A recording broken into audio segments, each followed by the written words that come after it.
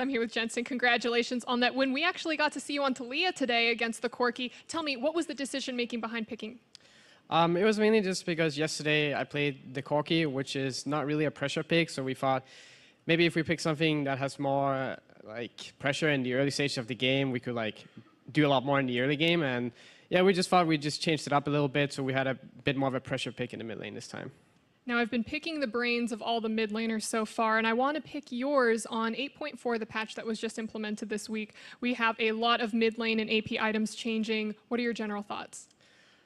So far, it seems like champions that can go tier into Rod of Ages are a lot stronger now because you don't have to build Morello at the same time anymore. So it feels a lot nicer for those type of champions, although I'm not really sure yet what to think because I haven't played too much on the new patch since we've also been scrimming on the old one. But so far, it looks pretty good and I like it so far. I've been asking everyone, what crazy champion do you think is going to pop up because of this? It's Heimerdinger. Heimerdinger for sure, yeah. I really want to see you play him now, but today, NALCS Countdown, both Jat and Mark listed you as their #1 mid laner in their tier list. If you're #1, who's 2 and 3?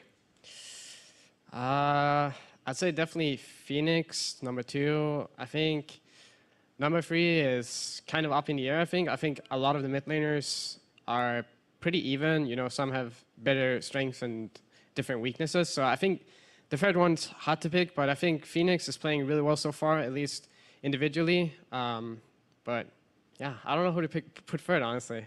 What mid laner do you want to go up against? Maybe prove yourself. I don't know. No one in NA, really. I just want to play against like some international mid laners. Perfect. Well, I hope you get to play against them in the future. Thank you so much. And to wrap up the day, back to the analyst desk.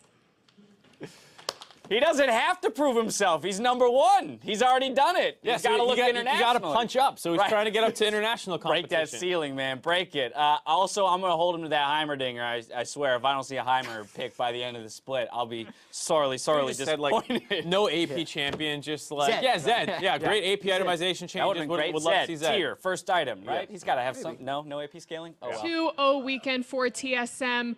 Picking up the results from this weekend, are we getting closer to seeing TSM at their true form?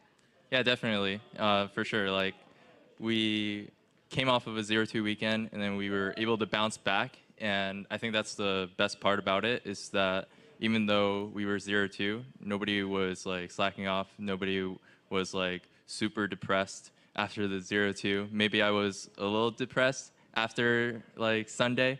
So like Sunday night, I was just like sleeping. It was like really frustrating just thinking about my past mistakes. But I just knew that if I was just going to stay in bed and if I was just going to, you know, stay depressed, that I wouldn't get anything done. So pretty much Tuesday when I went into practice, I recognized all my mistakes, all my failures. Like, I put most of the blame on myself. And even though some people think that the blame is going to hurt me, and sometimes it can be like really hard to overcome it, for me, I think that like the pressure of, you know, making a mistake, losing a game will only make me better because it's always in the back of my mind when I practice now. If I do this on stage, then I'm going to throw the game for my team. So I try and be a little bit more and even more like diligent in practice. So yeah.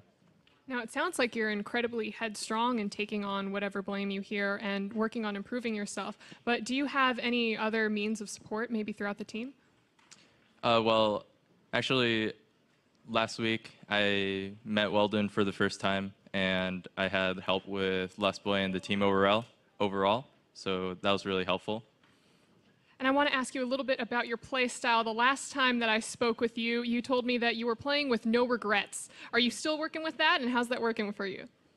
I actually got a little bit lost with my play style when, like, for the past few weeks, I kind of like lost my identity. I kind of was trying to like try too much to be, you know, like no mistakes, trying to play vision control, objective control, playing, you know, for the team.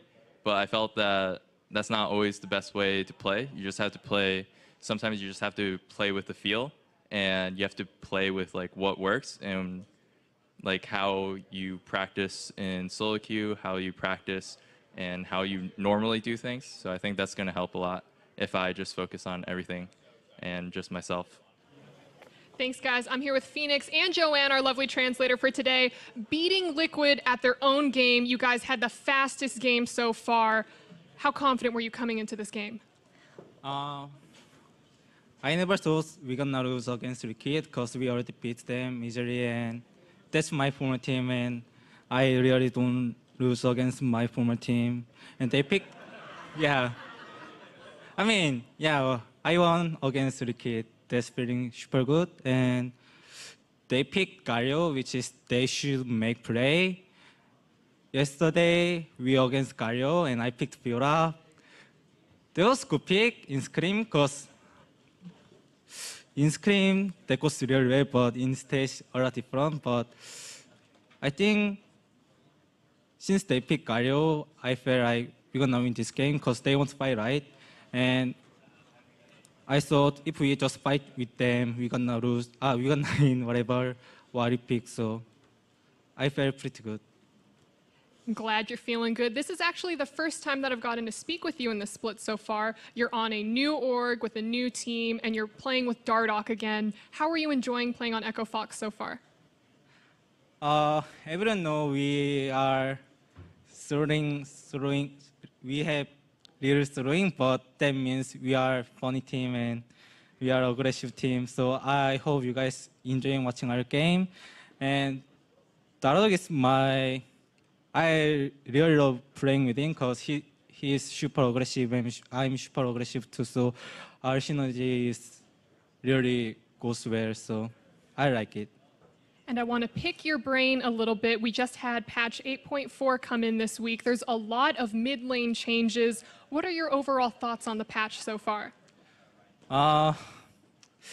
Actually, I don't know where, because when I see this patch note, I got headache a lot because item is super changed. So actually, I don't know yet, but it's pretty good because if always same meta is you feel boring. So this is good patch, I think. Is there anything you're excited for or maybe you want to see? I love to see more assassins. So Starbucks got getting nerfed, so I hope players gonna play assassins. Well, congratulations on a 2-0 weekend. And I want to ask you, was the Blitzcrank pick planned for today? Not planned, but as soon as they picked those champions, my coach told me to insta-lock it, so I just insta-lock Blitz. Now, with Blitzcrank, does it require like different coordination, or because you're planning on landing the hooks, or how does the team work around that? Blitzcrank, all about the Q. Early game, if you don't snowball, it's really hard for him to get hooks off. So it's very important that you play around Blitzcrank, put him in the position to get a lot of hooks. So we were doing a lot of vision control that game around all objectives. Pretty sure we got every dragon. So, but versus our poke comp, it's really scary, especially versus Zoe. So. Phenomenal weekend for 100 Thieves. Looking at the bigger picture, what do you think was the team's turning point that allowed you to pull off this performance? I think our practice has been doing a lot better. What's up, Dardoch? Our practice has been doing a lot better. And we've definitely come to terms on how we want to play, how we want to do things, and I think that's a big part of it. Since you acknowledged Dardoch in the side, anything you want to say to him before you go into the match? Oh, yeah.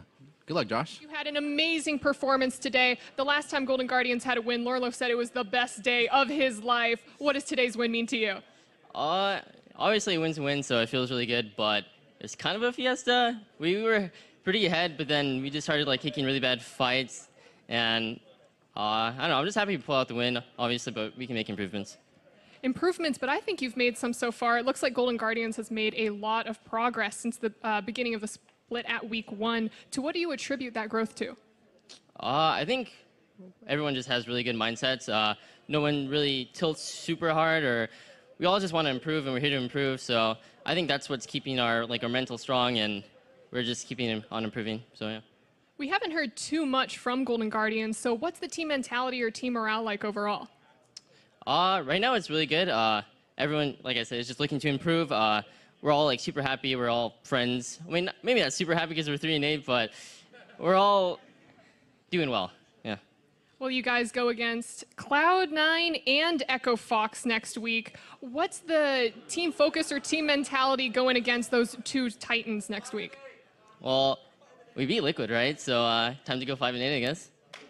Perfect contracts. Thank you so much. I wish you the best of luck next week. And stick around because after the break, we're going to see Cloud9 versus Clutch Gaming. Clutch Gaming versus CLG. There's C's, there's G's everywhere. Stick around. I